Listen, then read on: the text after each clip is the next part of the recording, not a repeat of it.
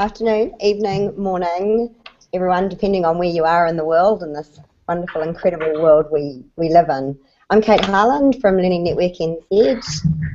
We're a not-for-profit for teachers, professional development provider for all New Zealanders. We're really proud to be part of Connected Educator Month NZ. This afternoon, Prime Chat NZ is launched for its second time today, and this is our second live chat with international expert for the future, Tony Ryan, who will answer our queries while you give us your take on the Twitter feed. Before I do that, I'm really pleased to introduce the Prime Chat Ed creator and host this afternoon to lead the chat, James Hopkins. Everyone, depending on where you are in the world. We appear to be having a multiple feed issue here. Sorry about this. A couple of technical difficulties. I don't know where that's coming from, do you? That's really quite off-putting. We've got two feeds going on at the moment, so it's very odd.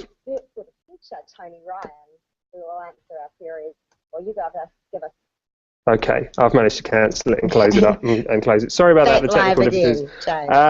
Hello again to those of us who are here with us this morning, and welcome to those of us that weren't. Prime Ed Chat New Zealand's second ever Google Hangout and live Twitter chat. A couple of technical difficulties my end at the moment. The idea is still literally only 3 or 4 days old and has come to fruition incredibly quickly. My name is James Hopkins, and I explained this morning, and I will explain again, I created Primary Ed Chat New Zealand as a way of feeding back to the Twitter community that has genuinely shaped and changed my practice even in the last 3 months. So for this second ever Primary Ed Chat New Zealand, I'm thrilled to be joined by Tony Ryan, a teacher, writer, speaker, facilitator, and creator of the Thinkers Keys. For the past 15 years, Tony has worked with over 800 schools and taught in no less than 8 countries. He focuses on the teaching of thinking skills, which then flow into other powerful learning topics such as the application of digital pedagogies, the deployment of student philosophy and social justice programs, and the analysis of the future of education. The chat today is looking at future-focused learning, an amazing opportunity to jump into the mind of Tony. Please, for everybody out there, feel free to ask questions via the hashtag PrimeEdChat in New Zealand, PrimeEdChat New Zealand Twitter feed, or via the question and answer session on the Google Hangout directly, which we have enabled. So without further ado, Tony, after my technical problems this afternoon, sorry, I would very much like to welcome you. Hi, Tony. And unmute you. Tony, I appear to have muted you, and I'm not sure how.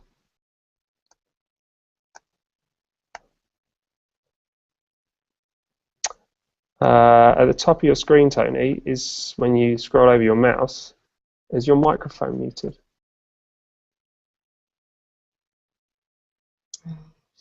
We are definitely enjoying some real tech issues. Hang on.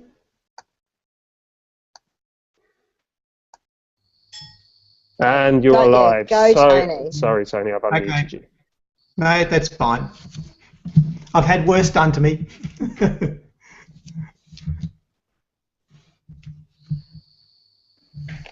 All right, so we will jump straight in with the questions if that's okay with you, because we are running a few minutes behind. So on your site and throughout a lot of the stuff that you do, you talk about future-proofing and what's up ahead as a catchphrase and as a tagline I like. What skills do you think are essential for delivery specifically at the primary level with regards to preparing learners for what's up ahead? I think they sometimes call that the $64 million question. Mind you, I've always wondered why it's 64 million. Look, part of my response to that one is, I think all over the world, and especially in New Zealand, we've already got it sorted. So there's the twist to this. People keep wanting to hear something amazing and new and different and unusual about some sort of digital capacity, and maybe brain-computer interfaces and the like, and yet the reality is we're pretty well already worked out what the skills are that we need for young people.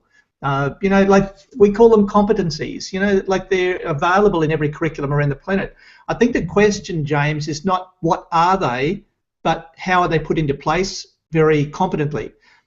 So, for example, there's always an obsession with trying to cover the so-called curriculum, and we all know rich content is everything in terms of great learning, though what we need also is to focus just as strongly on those competencies. So in other words, we need to start even with the competencies and then go to the curriculum, not the other way around. So when you're asking about that, I say, I think we've predominantly got it sorted, but it's the way that we actually put them into place. Now, if you want, I can throw in a bit of so-called edgy stuff as well, if we can call it edgy. You know, like if we're talking skills for kids for the future, we're talking things like, you know, digital citizenship, maybe even real-life citizenship, you know, highly innovative thinking, intrapersonal capacity. I imagine the kids who will do best in the future up ahead are the ones who can think at a deep intrapersonal level. They have a profound sense of self. You can call it mindfulness, you can call it development of spirit, whatever you like. It's basically when children have a deep sense of who they truly are, because then I think they'll cope with anything up ahead. Okay, so there are a few thoughts in terms of, you know what I think will be essential, you know, for equipping, you know, primary school students. That's absolutely fantastic. That concept of deep thinking at an interpersonal level, I must say, I have some colleagues that are doing amazing things with the lower years, and I could not agree more. I'm going to pass you over to Kate for question number 2. I like the way you talk about developing spirit in students. That's awesome. Your four core points to think about when future-proofing are fantastic. So how do you generate those proactive mindsets across a range of staff and their backgrounds, and how do you sustain that kind of learning out into the classrooms?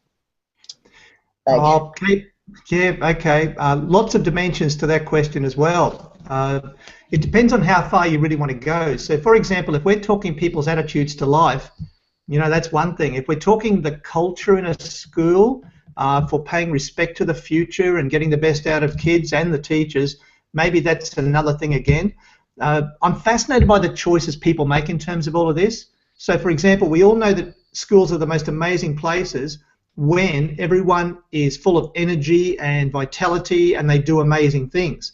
The reality is that some people are sick sometimes. They might have a parent who's not doing well. They might have 2 kids at home who are fighting with each other constantly. Maybe they've just had a relationship breakup. It's all those everyday things in life that impact upon who we are as teachers.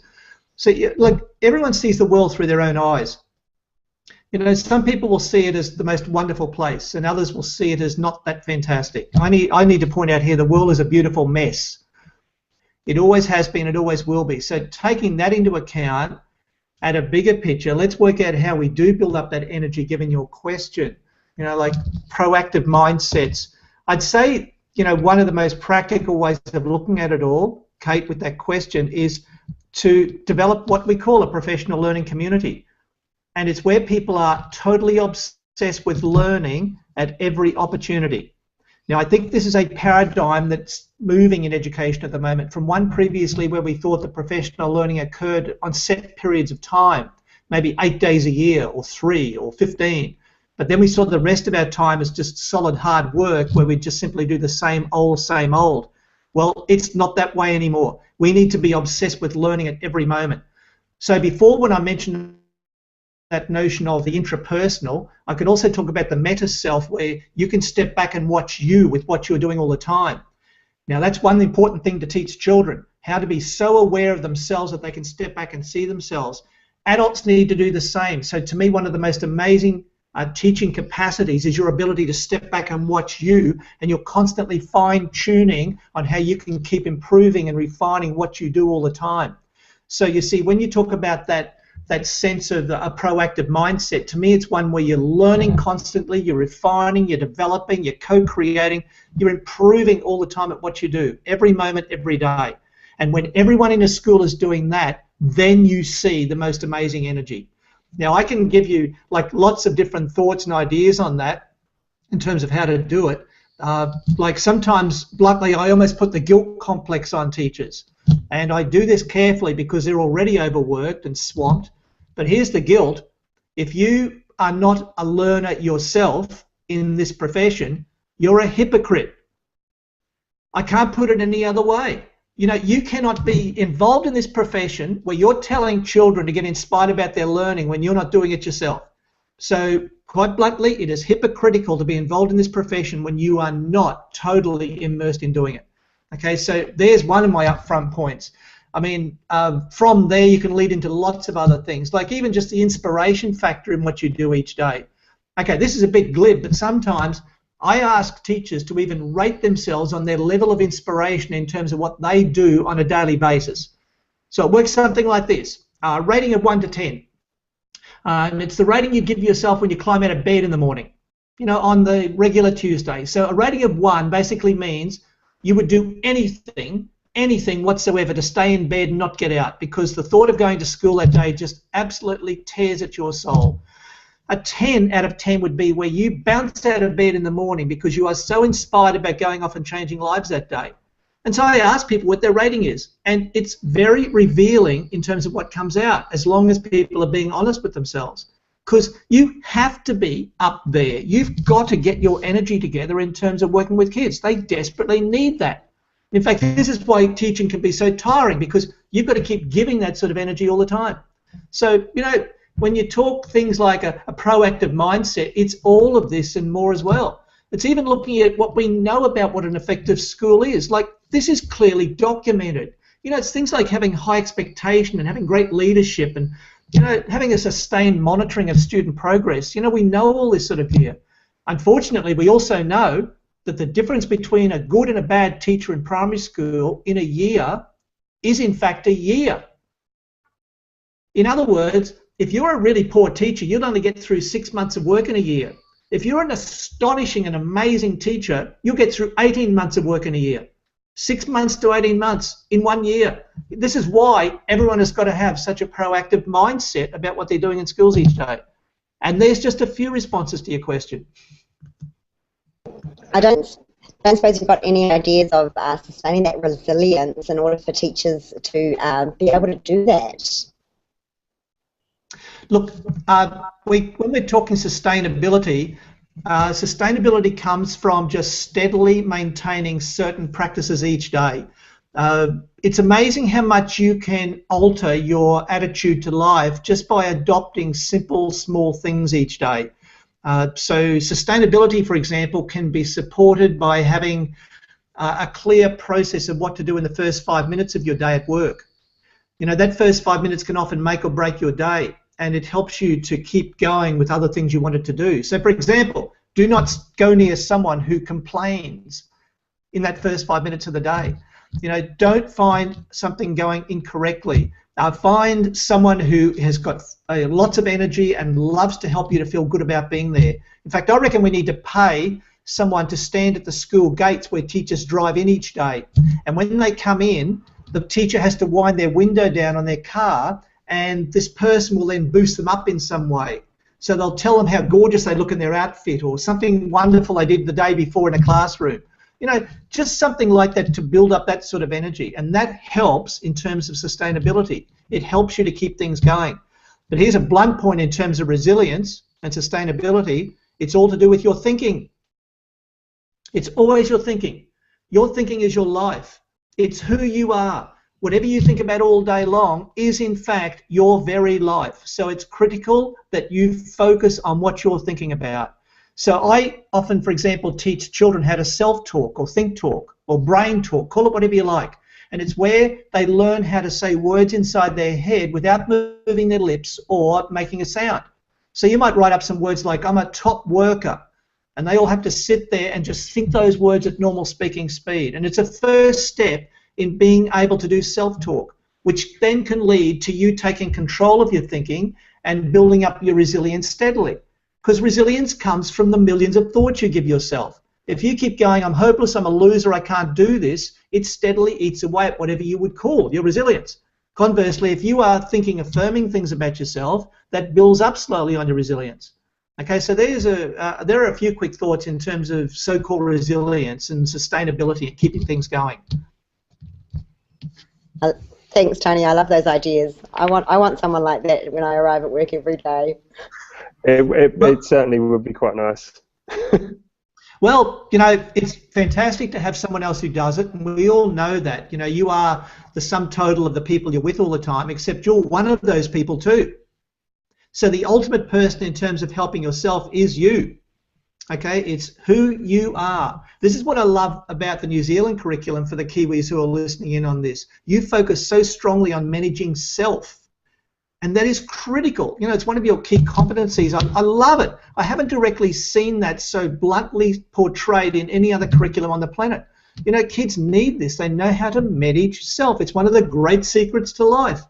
You know, people go, oh, I'd pay $1 million for the great secrets to life. And I'm telling you now, it's quite simply the managing of self. It's the leadership of self. It's becoming who you are inside and understanding it properly. You get 6-year-olds doing that, you're onto something really special. Okay. Thank you so much. I have just so many sound bites. I'm looking over to my left on the screen, and there are sound bites pouring out. If you're not a learner, if you're in a teaching job and you're not a learner, you are a hypocrite. And that one seems to have really sparked some good conversations via Twitter. I will certainly take back. What's your rating for you as an inspirational person today? And I'm actually going to take that back into my classroom and ask my children that Monday week. I'm so looking forward to it. So question number 3. I took a quote actually from you about your book. The price you pay for living on this planet is to contribute to its welfare with the skills that you have. And it really resonated with me. It really stayed with me. And that was a quote taken about your book, The Ripple Effect. How do you encourage primary learners to be socially active in the world around them? Okay. James, it depends. It depends in terms of the children's ages. Even though I would love to see 5-year-olds going out and changing the world immediately, they're pretty egocentric, and they seem to think the world revolves around them, and it actually does. So they don't always see it as easily in terms of supporting others. However, the longitudinal research is really powerful on this. We've found that from an age of approximately 7 and upwards, if children are very much versed in supporting others, in building up the so-called emotional intelligence, 2 decades later, there are some indicators that are massive in terms of the quality of their life. In the manner that they feel more self-assured, in the quality of the relationships they develop, a whole range of things that determine the quality of life would correlate to some degree with the way that they are interconnecting with others and giving them support. Now, when it comes to building this up in, say, slightly older kids, well, again, it's the meta self stuff. It's awareness of self, so that you realize you can actually give support to others. Because to me, there are only 2 groups of people on the planet. And here's a good line to actually give primary school children. There are only 2 groups of people on the planet. The first group is you, and the second group is everyone else. And people who have a balanced life learn to balance between those 2 whenever they possibly can. So, for example, if you are totally into just yourself, then as far as I'm concerned, you're a selfish individual who's taking up too much space on the planet, because part of your scene with being here is that you contribute to others before you die. But the dilemma is also with people who aren't into themselves at all, and they only ever help other people, because when they do that, everyone goes, aren't you a beautiful person because you're helping others? But after a while you burn out, and then you can't help them anyway. And I see too many teachers doing that because they have such a good heart and they want to help other people. You have to learn how to balance self with others. Other things in terms of getting kids into that sort of connectedness and energy, it's the classroom climate that you develop. It's a climate of support and of teaming with others all the time, so that they feel as though they're a whole group and they're working together. Now, that's a bit trickier to do in secondaries for a whole range of reasons, but primaries can absolutely do it. It's like building up protocols so that there's a constant sense of support and acknowledgement for good things. So it's having like a couple of children who are constantly keeping an eye out for good things being done, and then 5 minutes before a lunch break they give quick feedback in terms of what they've seen, and maybe even over the lunch break as well. Another way to build up that energy is to help children to know more about each other. The funny thing is that it's one of the great secrets to building up climate and a culture of acceptance amongst groups of people when they do know more about each other. So with respect, of course, so you don't impose on children's privacy, but to get them to do things like an activity called This Is Your Life, where you might hand them out a sheet of paper each, and on it they have to write 4 things they've done in their lives. So it could be that they broke a big toe when they were 7, or that they played, you know, some sport at a regional level, or they've been with their grandparents to Ireland, or whatever it is. So they don't write their names on the sheet, they just write the 4 statements. The teacher collects the sheets after a period of time, mixes them up, and then hands them out again at random. And every child in the room has to read out what is on the sheet in front of them, and everyone else has to guess who it is. And it just causes all this, you know, interest and laughter and a whole lot of other things as everyone tries to guess who it is. And if no one can guess, finally you ask for that child to put his or her hand up. And everyone goes, oh, really? Did you do that when you were 7? And things like that. One big thing in terms of building up that culture in a classroom of social responsibility and awareness is to create a common purpose in the classroom. Because when you have a common purpose, you create teaming. You create a culture of support and acknowledgement between children. So the common purpose could be something like adopting a charity. So you actually adopt one charity each half year, or maybe even the whole year, and you ask volunteers from, you know, Make-A-Wish Foundation or whatever to come in and talk with the kids, and then they actually help that charity with different things sometimes, and maybe even do some fundraising. You know, that's one way of creating a common purpose. I was working in a school a few years ago in Sydney, and one child in that upper primary class contracted leukemia. And previous to that dynamic happening, these kids were at each other's throats. And over the next month, that child lost most of his hair because of the chemotherapy he had to go through, and a couple of kids started to be snide about it and laugh a little bit. The next day, the teacher came in with her hair shaved. Not only that, over the next week, every child in that class shaved his or her head in support of this kid who had chemotherapy going on at the time. And the feedback to me was that it created the most amazing culture of support between those kids because they had a common purpose. Okay, so you've got that. You've got things like clicktivism. The word is clicktivism, C-L-I-C-K-I-T-I-V-I-S-M. Now, this is where you basically engage in social justice work by being online. So you click, you like something. So you're in Facebook and you like someone doing something that's giving support to, you know, an earthquake in Haiti. And you go, yep, I feel better about myself doing that. Now, a lot of people knock this and they say it's lazy. It's just clicking something rather than getting out and doing some volunteering. But what they find is the people who click are more likely to donate more money in real life too. So we're probably creating a culture in children of wanting to give more support in that sort of way. Or I just, a couple of weeks ago, set up another foundation. I'm into setting up foundations. So I set up one called the Earth Movers. So if you would like a whole lot of free material that would help upper primary children to set up social justice groups, go to theearthmovers.org. Not Earth Movers, but theearthmovers.org, and you can download a whole lot of different things there that I've trialled over the last couple of years. So I've got templates that can be used as handouts for children to fill in to, you know, clarify their thinking on what to do. I've got PowerPoints that can be used by teachers or other adults in terms of getting the kids inspired about what they're doing. There are a whole lot of ideas there in terms of what you can do. There are letters that can be sent to parents to tell them what's going on. So if you want some really practical stuff, there's some material that you could actually download. Okay, so James, when you ask about the whole social awareness thing, there are a few ideas in terms of that, though I suppose the overarching one is there are a lot of other people on the planet and you need to get your butt into gear and give those children and other adults around the world some support.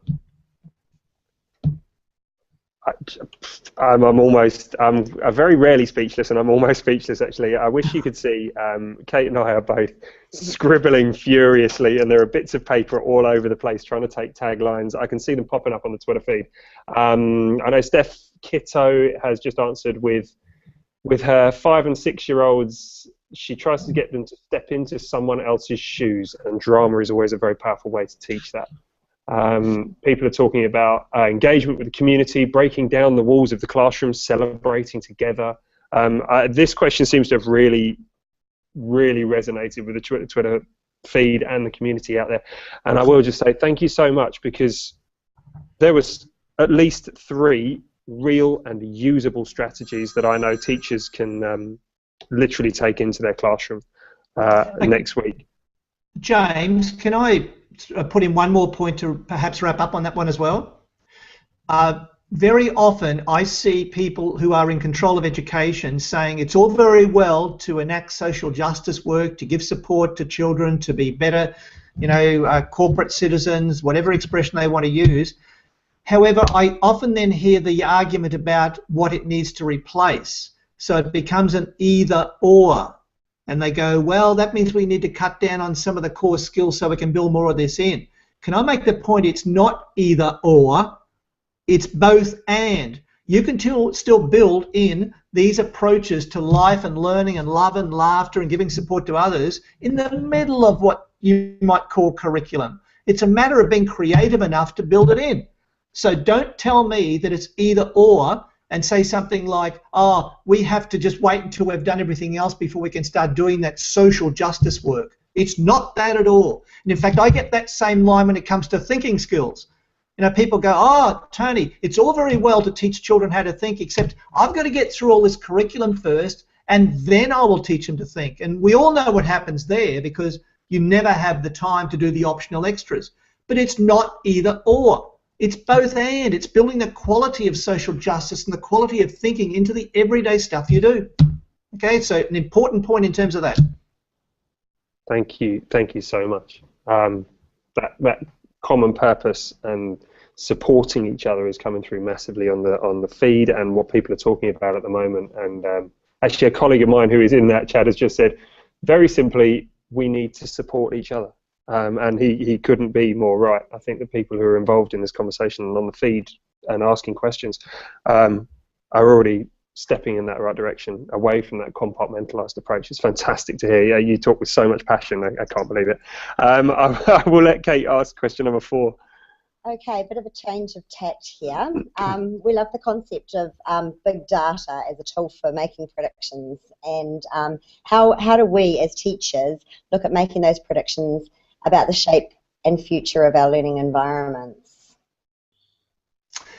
Oh, I reckon this is worth even more than $64 million. Imagine knowing what was going to happen in the future. Wouldn't it just be something else? You'd know all the winning numbers on the lottos, 3 days beforehand. You'd know just what to do at the right time to maximize on your life. And, to be the same with education. Wouldn't it be so easy if we knew precisely what was going to happen to these children in 5 and 20 and 40 years from now? Because good education, in fact, is about preparing children for that future. And the dilemma is, it's not always that easy to know. Well, look, when you ask about that and mention things like big data, here are a few things in terms of where I think things might go. Now, I need to preface this by saying, up to a point, I haven't got a clue. And, you can't predict the future. Well, in some ways you can, funnily enough, but in a lot of ways you can't. With what we call, say, black swans or fire dragons, there's a whole lot of expressions for them. They're the things that happen suddenly and you didn't know they were coming. The sudden earthquakes, the terrorist events, dramatic things that just often change human history. We can't predict them. A lot of other things, though, we can. And so when it comes to education, up to a point, we can work out what kids need to give them support with that. So let me see. In terms of what I reckon could be coming up in education, there's both the teachers and the kids to take into account here. For a start, I can see that we're going to need even higher professional standards in terms of what we do with teaching. Already, I reckon teachers are much better even than they were, say, 2 decades ago. You will see that in another 10 years again. I reckon it's getting to the stage where really top quality, world-class teaching professionals are making every moment count. They are constantly critiquing and analysing everything they do to maximise on how they give support to kids. So we're going to see more and more of that. Kate, you mentioned big data just then. Sometimes we call it predictive analytics. In education, we call it learning analytics. I think that will be a major move. Learning analytics is when we can make deductions on how a child is going to go with something based upon their previous, efforts with different things. Now, at an amateur level, most of us can do that anyway, though this quantifiable data is very, very powerful. And it's getting to the stage now where there are apps becoming available where a child will read a book on that app, and the app will then like critique the quality of what they did, where they made mistakes, how they can improve on what they did, and then they could, you know, send that to a teacher or a parent to give them support in terms of helping that child further. So increasingly we will see the one-on-one technologies coming through more and more. And in fact, one-on-one I think will be massive. Just keeping in mind that the technology with one-on-one is wonderful, but it's still not about the technology, it's always about the teaching. So to me that's a huge point when it comes to working out the future of things. Some of the technologies will blow your mind in terms of what they're going to do. Can I tell you now, no matter what happens with the technologies, they're still only a servant. They are not the master. So what we do as a good teacher is that we take advantage of how to use that technology to improve the learning. That's what it's about. So be careful about getting sparkles in your brain about the latest technology and how it's going to replace teachers. I'm telling you now, if the technology or robotics or something like that can replace teachers, you damn well need to be replaced. Okay, because we need real human beings there who have got a soul and heart. And as far as I can tell, it's at least 40 years away from a robot having heart and soul. I can't even begin to imagine ever. Some people would dispute that, but I'll still stick with it. So, you know, we're going to see a lot more of that. So I reckon we'll see more specialisation in subject matter with primary teachers. Not everyone agrees with me on this one, but I'll stick with it because the world is becoming increasingly specialised anyway. It's impossible to be an expert in everything anymore, and yet most primary teachers are forced to be, and I'm not sure they can cope with it anymore. So I can see from middle and upper primary upwards, we're going to see more specialisation. Now the downside is that we might then start to focus more on just the content only, but that's why we need to have great pedagogues who still go, hold on, I've got to create great learning here with this. So once we learn how to marry all of that, I reckon we'll be able to go into that specialisation more clearly. We'll see more blended learning environments. I'd be surprised if half the universities on this planet are still operating in 10 years' time. Most in America, for example, are running at such a loss they can't sustain it. And they're looking at ways of doing all sorts of blended learning with MOOCs and various other processes. That's increasingly coming through into upper secondary and then even into middle secondary. It will be a while before it takes over very strongly in primary, but I could still see blended learning opportunities coming up. I can see a different attitude to the way we do learn with knowledge. I mean, it's impossible to know everything anymore. You cannot know everything anymore. I mean, 90% of all the content that's ever been created in human history has been created in about the past 3 years. There is such an exponentiality with the creation of this content, you can't possibly know it all anymore. So what's important for you to be able to do is learning how to curate that content. Now, curation is like a museum curator. She or he might have 1,000 artifacts and they have to choose maybe 6 of those to put on display for best effect. Good teachers have always done this. When they have to teach a particular unit, they have just endless resources, so they have to choose 5 or 6, or not very many, to have best effect. Now, we need to do the same with our own lives. We need to curate what we do each day so we don't waste our time doing ridiculous things. And we choose what we're going to read and learn so we don't just get swamped by everything. So I don't bother trying to do everything online. You know, I'll use Twitter, a little bit of Facebook, and maybe, Flipboard when it comes to my iPad. I'm not going to use everything because otherwise I'd spend 28 hours a day trying to keep up with it.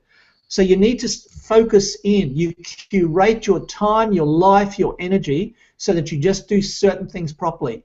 Now that comes through when it comes to curriculum, because I don't think curriculum keeps up with the way the world is changing so rapidly. It just cannot sustain, the rate of change that's going on in real society. And that's getting more and more exponential all the time too. It takes years to write curriculum and to put it out there and to have different people deciding on what they will and won't have. So it just can't keep up. So the dilemma here is this. I think we're going to move from knowledge consumption, where you just sit there and you consume the knowledge, through to knowledge creation or even co-creation. And so what a good teacher does is provide children with sufficient knowledge so that they can then go and create and even co-create. Because the so-called average 10-year-old now knows how to get into YouTube and connect up with 20 other kids around the planet that they've never even met and create a new piece of music or a video or they know how to get into a game, because most gaming environments work like this, where you clan up, you work with others, and you don't give a heck whether they've got different coloured skin or they've got a different ethnic, tolerance or whatever. You just go, are they a good person or not? Because if you're an idiot or you're rude, you even come across online like that. So you flame them and you work with others. So you're going to just work more on the co-creation of new knowledge. And in fact, that's where I see children being inspired. It's when they get to develop their own app and they know how to do it, and they go out there and they raise enough money from it to help homeless, adults in their local community. This is the really exciting year when it comes to the future. So, there's lots of things we can talk about in terms of what's coming up. Probably things like just-in-time learning. I think we'll see more and more of that as well. Just-in-time learning is where, for teachers, for example, you learn something just when you need it. See, I think it's ridiculous to go off to some professional development session where you hear something that you might and only might learn or put into place in 8 months' time. Because in 8 months' time, you don't remember what to do with an Asperger's kid that you heard 8 months before. You need to be able to do just-in-time, where you immediately connect with someone else who knows what the heck to do, and you ask them over 2 minutes, what do you do? And then away you go and you do it. This is what's so good about YouTube. It's the ultimate how-to on this planet. So, we're going to just have to be flexible in the way that a lot of this different stuff is done. Because I'm telling you now, those kids aren't going to have one job in their lifetime. I'm not even sure they'll have jobs as such. They'll have careers or life careers, and they're going to choose to do 20 different things in their lives. And they're going to be so thinking differently. They've got to learn how to create their own future with this sort of stuff. So, anyway, there's a few thoughts in terms of the future. Are there any other comments or questions you'd like to ask about that? Tony, there are a million things. I find myself saying, technology is the tool. I'm now have no doubt I'm going to find myself walking in and saying, technology is the servant and not the master. I think it's an absolutely fantastic way of putting it. Your comments about teachers now are so much better than they were 2 decades ago. I've held my screen, I've frozen it over because Karen H on our Twitter feed, teachers are much better now than they were 2 decades ago. Well, I sure am. And I thought, well, if you can look at it and identify it, and I think absolutely fantastic. And I'd like to think I'm probably better than I was when I started out a decade ago. My colleague Hamish actually has asked, which actually we've got a good amount of time, is do you think technology is breaking down the cultural barriers? I have a short and a long answer. The short answer is yes. The longer answer is that it's much more complex. I was doing a radio interview a couple of weeks ago over in Australia here, and the person who was interviewing me asked the same sort of question, because she contended that technology is not necessarily good for us. And I was saying that there is good and bad enclosed in everything. So in response to your question, there's good and bad in everything. When it comes to, say, breaking down different ethnic barriers, for example, the upside is that we get to experience people and opportunities and lifestyles and various narrative that we never would have seen before. So we're getting to hear all this wonderful different things that are happening all over the planet. Perhaps the downside is we get to hear the bad stories as well, because the reality is there are some lousy ones out there. Okay, so we get to hear it all. My short answer is still yes. I think it's going to create the most amazing planet up ahead. In fact, I've had enough of people who keep predicting the world's going to be horrendous up ahead. And in fact, I'm prepared to take a bet on it. Like, I'm in my office right now, and I've got a downstairs office in this pretty nice house. I'll bet my house on it. I'll bet my house on the fact that the world will still be going up ahead somewhere. So anytime someone wants to take a bet with me on the fact they claim the world's going to end somewhere up ahead, here's my bet. If the world does end, and I mean end as in it blows up into smithereens and we all dissipate into stardust, they get my house. And then if the world doesn't end, and they can name their year, whichever year they like, if it doesn't end in that year, I get their house or something of equivalent value. There's my bet. And if you think I'm being tongue-in-cheek here, only in part, because I've had enough of people who keep saying the world is going to be horrendous up ahead. Certainly, there is a percentage chance of some lousy stuff. Who knows? Ebola virus could get out a bit. Maybe things will blow up even worse in the Middle East. But those things have been going on for millennia. They've been happening all the time. I think I said before, the world is a beautiful mess. It always has been, it always will be. However, if we tell children the world is going to be awful up ahead, we're going to start creating this self-fulfilling prophecy in them. And they will lose something very powerful in their psyche, and that is the concept of hope. When children lose hope, they do not build up resilience. They are less likely to make an effort to make the world an even better place up ahead. I'm telling you now, kids need that hope, and they need to get that from inspiring adults who are working in teaching, who convince them that there's a pretty good chance things could be okay up ahead. Because, I mean, what else can you do? Let's say the world is going to be lousy. Well, what are you going to do? Feel miserable between now and then? You may as well feel okay up until then, because at least you'll have some time to feel all right. And, you know, chances are it is going to be okay anyway. You know, I could quote you ad nauseum the statistics that strongly indicate the world is going to be pretty good up ahead. Heck, 100 years ago, in the year 1900, we died on average at the age of 32. Not 52, 32. In the year 1900, the global life expectancy was 32. Keeping in mind that was poorer countries as well as rich ones, but it was 32. In 2012, it was 72. That's in just like 112 years. And I can quote you a whole lot of other stats that predominantly indicate the world has dramatically got better and better. You know, survival from cancer rates, you know, like child mortality rates, they're just dramatically different. The mortality rate in 1900 was 20%. That's the children dying by the age of 1, it was 20%, and that was only in the Western world. We don't even have the stats for poor countries. Now it's 3.68%. 20% to 3.68%. The differences are astonishing. Generally, the world is a much better place in all sorts of ways. And so coming back to your question, it's a much better place in terms of our understanding of different cultures and our acceptance thereof. I think predominantly the world will be amazing up ahead. However, there are some downsides. It's not a perfect place. Environmentally, we haven't done as well. And we need to get our butts into gear in terms of that. And that's why kids have got to be so-called greenies. They have no other choice. Okay, few thoughts in terms of that. What else have we got? Thank you so much. You're absolutely right, and the world is a truly beautiful mess. I've got question 5 for you, and it is our last question, and unless we find any more little gems coming through via the Google Hangout or via the Twitter feed. And it's a biggie, and I know you've probably covered quite a lot of your key messages, but if...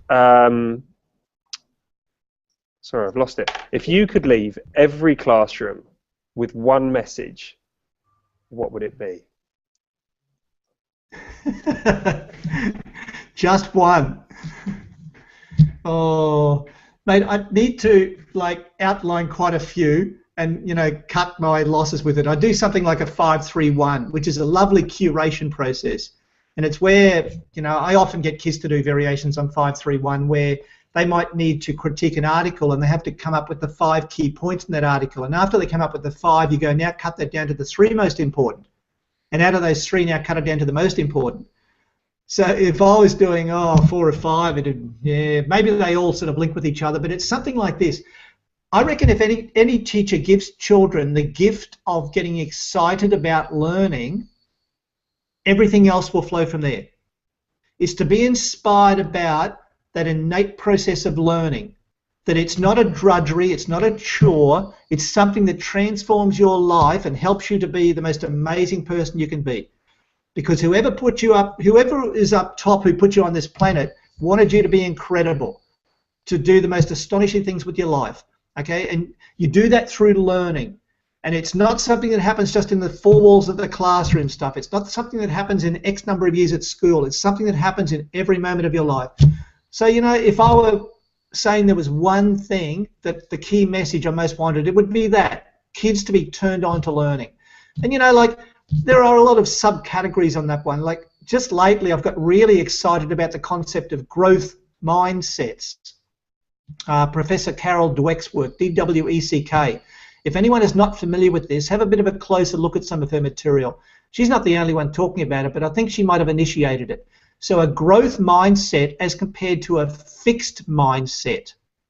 Now, a fixed mindset is when children believe they're only so intelligent, so maybe they believe they've got an IQ of 106 and nothing can change. That is it.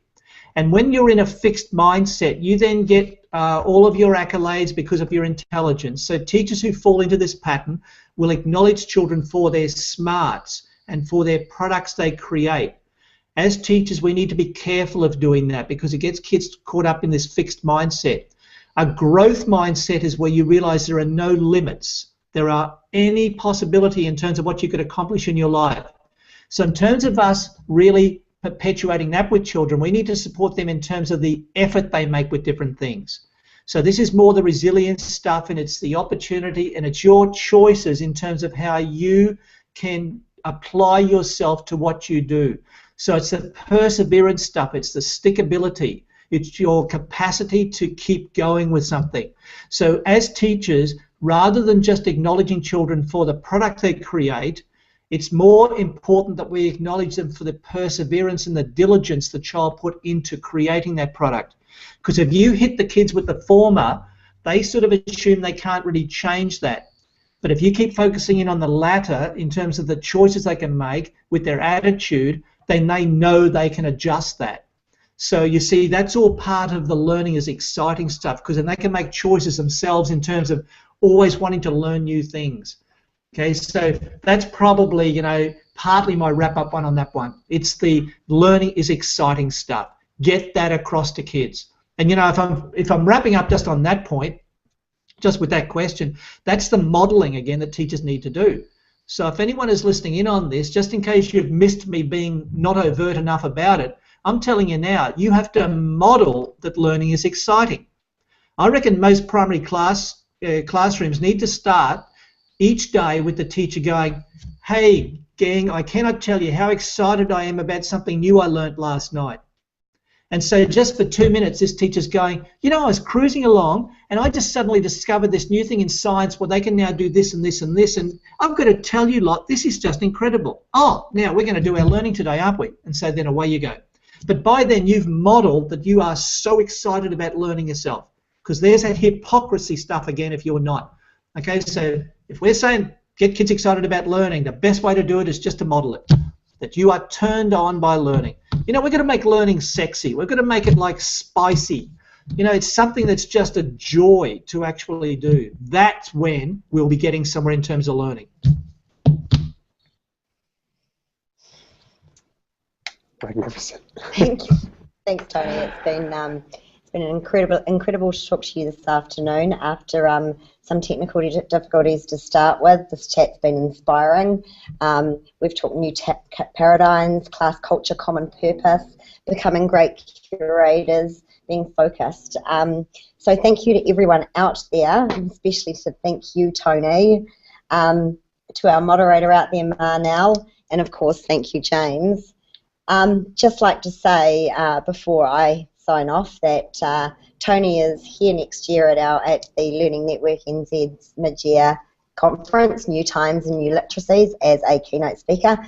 We also have Carol Dweck coming in March next year to Auckland, Christchurch and Wellington, so please don't miss that. You can see it all on our website, www.learningnetwork.ac.nz. So that's it from me. Thanks everyone for attending today. Some great chat going on over the side there, and we look forward to reading and getting this online again later. Cheers. And from me, oh, Kate's just circled something. I wrote plug in big letters on a piece of paper next to her as soon as you mentioned Carol, because I knew Carol was coming to New Zealand next year, and it was a polite way. No, and it was a really polite way of me saying also to Learning Network New Zealand that I couldn't have enabled either of the EdChat New Zealands today without their help, without their with their connections to yourself. At Aussie Tony, at Mr. J Hopkins, at Learning Network New Zealand, or at Learning NZ, and at 1MVDS for Marnell, who has been helping out on the Twitter feed. Find those connections. And keep those connections going again, please. Go and find those people and connect with them, because this has been an absolute inspiration for me. Considering I put those questions together and I knew they would be really, really quite open and quite out there, because I wanted other people to be able to answer them, but you have been amazing for us. We are beginning to plan our next November Prime EdChat New Zealand event, already. Amazing considering we've only had 2 events today, and it's still very much in its infancy. But Tony, I would very much love to pick your brain about so many other things, and if you don't mind me emailing you and saying, please will you come back on, come and talk to me, because I'm trying to plan these to do them about once a month. Love to, James. Thank you so much. I really, really appreciate your time. I'm going to hit the stop broadcast feed. It won't disconnect our conversation, but it will end the live feed that's going out. People are still talking about it all over the internet. Keep talking. Absolutely, keep that conversation going. The whole point behind, you know, creating excitement and turning children onto learning has just sparked this enormous great conversation. And new people all the time, new people are joining up, and I'm hoping they're going to end. And I'm going to jump straight onto Twitter once we've finished here. So I am going to end the broadcast, but it won't connect us. But publicly, in front of everybody, thank you so much. Cheers.